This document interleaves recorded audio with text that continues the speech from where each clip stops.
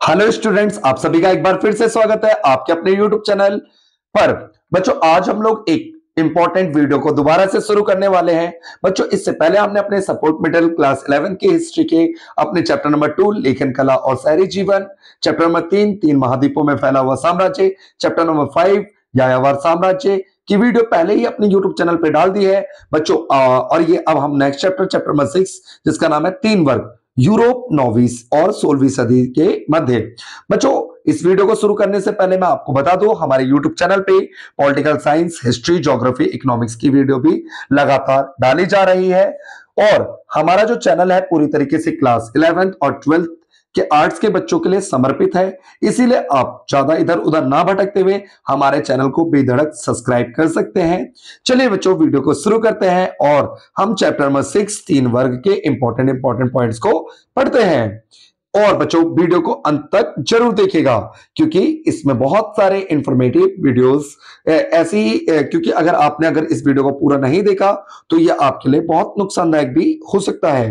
पहला पॉइंट देखिए बच्चों, इस चैप्टर का जो हमारा इंपॉर्टेंट पॉइंट है, क्या है बच्चों? पहला पॉइंट इंपॉर्टेंट हमारा यूरोपीय इतिहास की जानकारी के स्रोत।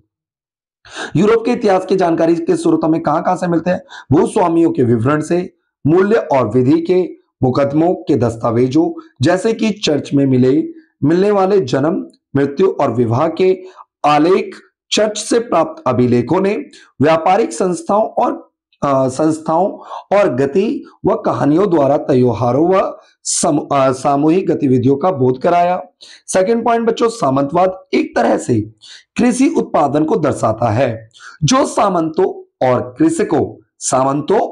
कृषकों के संबंधों पर आधारित है। कृषक लॉर्ड को श्रम सेवा प्रदान करते थे और बदले में वे उन्हें सैनिक सुरक्षा देते थे। पॉइंट नंबर थर्ड है सामंतवाद शब्द जर्मन शब्द फ्यूड से बना है। फ्यूड का अर्थ है भूमि का टुकड़ा।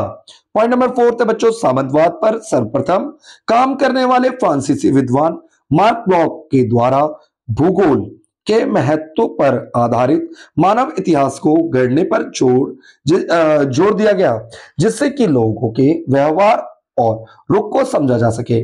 बच्चों, point number 5 very very important है, ये पेपर में आ जाता है बच्चों। फ्रांसीसी समाज का विभाजन तीन वर्गों में किया गया था: पादरी वर्ग, अभिजात वर्ग और कृषक वर्ग। पादरी वर्ग की कुछ विशेषताएं: ईसाई समाज का मार्गदर्शन करते थे। सेकंड, चर्च में धर्मोपदेश देते थे। थर्ड, भिक्षु निश्चित नियमों का पालन करते थे, धार्मिक समुदायों में रहते थे, आम आदमियों से दूर मठों में निवास करते थे।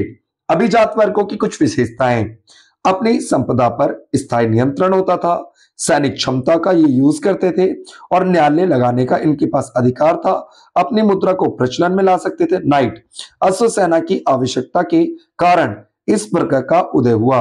कृषक बच्चों दो तरह के होते थे: स्वतंत्र किसान और कृषक दास, जिसे हम सर्फ भी कहते हैं। स्वतंत्र किसान जो अपनी भूमि को लॉर्ड के काश्तकार के रूप में देखना, ठीक है बच्चों, लॉर्ड के भूखंडों पर कार्य करना। ठीक है, आगे देखते हैं बच्चों। पॉइंट नंबर 6 है हमारा। पॉइंट नंबर 6, ये चैप्टर ज्यादा बड़ा नहीं है इसलिए इसको आराम से देखिए बच्चों, ठीक है। पॉइंट नंबर 6 है हमारा, राजा कृषकों पर एक प्रत्यक्ष कर लगाते थे जिसे क्या कहा जाता था? टैली लगाते थे। पादरी व अभिजात वर्ग इस कर से मुक्त थे। पॉइंट नंबर 7 है, लॉर्ड की जागीरों पर कृषकों के परिवारों को सप्ताह के 3 या उससे अधिक दिन काम करना पड़ता था। इस श्रम से होने वाला उत्पादन को श्रम अधिशेष कहा जाता था। क्या कहते थे बच्चों? श्रम अधिशेष कहा जाता था। पॉइंट नंबर 8 है बच्चों, कृषि विस्तार के कारण जनसंख्या, व्यापार, नगरों का विस्तार हुआ और 1/4 वर्ग नगरवासियों का उद्भव हुआ। पॉइंट नंबर 9 है बच्चों, नगरों की स्वतंत्र हवा, वैतनिक कार्य और लॉर्ड के नियंत्रण से मुक्त के कारण सामंती संबंध कमजोर पड़ने लगे। सामंती संबंध जो थे वो कमजोर पड़ने लगे थे। पॉइंट नंबर 10 है स्टूडेंट्स, 11वीं शताब्दी तक, जो 11वीं शताब्दी तक यूरोप में विभिन्न प्रौद्योगिक में बदलाव आए। यूरोप के अंदर जो प्रौद्योगिक थी उसके अंदर बहुत ज्यादा बदलाव देखने को मिले। लोहे के फलों का प्रयोग हुआ, पशुओं को हलों में जोतने के तरीके में सुधार आया, पशुओं के खुरों में लोहे के नालों का प्रयोग होने लगा और 2 खेती वाले फसली व्यवस्था से 3 खेती वाले व्यवस्था की शुरुआत हुई तथा वायु व जल शक्ति के उपयोग से कृषि क्षेत्र में क्रांतिकारी परिवर्तन आया। बच्चों पॉइंट नंबर 11 है, वेरी वेरी इंपॉर्टेंट, ये बच्चों पेपर में आता है आपका। ठीक है, 14वीं शताब्दी का संकट। 14वीं शताब्दी के आरंभ में यूरोप में आर्थिक विस्तार धीमा पड़ गया। इसके क्या कारण थे? पहला पॉइंट है बच्चों हमारा मौसम में परिवर्तन, पैदावार वाले मौसम छोटे हो गए। ठीक है, जिनमें फसल उत्पादन होती थी वो क्या हो गए? बहुत ही छोटे हो गए। सेकंड पॉइंट है गहन जुताई ने भूमि को क्या कर दिया? कमजोर बना दिया। भूमि को क्या बना दिया बच्चों? कमजोर बना दिया। जनसंख्या वृद्धि से उपलब्ध संसाधन कम पड़ने लगे। पॉइंट नंबर 4 है बच्चों ऑस्ट्रिया व सर्बिया में चांदी की खानों में उत्पादन में कमी के कारण धातु की मुद्रा में गिरावट आ गई। परिणाम स्वरूप व्यापार भी प्रभावित हुआ। व्यापार क्या हुआ बच्चों? प्रभावित हुआ। फोर्थ पॉइंट है बच्चों यूरोप में महामारी आ गई। ठीक है, इसका सेकंड लास्ट पॉइंट है बच्चों 12वां पॉइंट नंबर 12वां राजनीतिक परिवर्तन। नए शक्तिशाली राज्यों का उदय हुआ।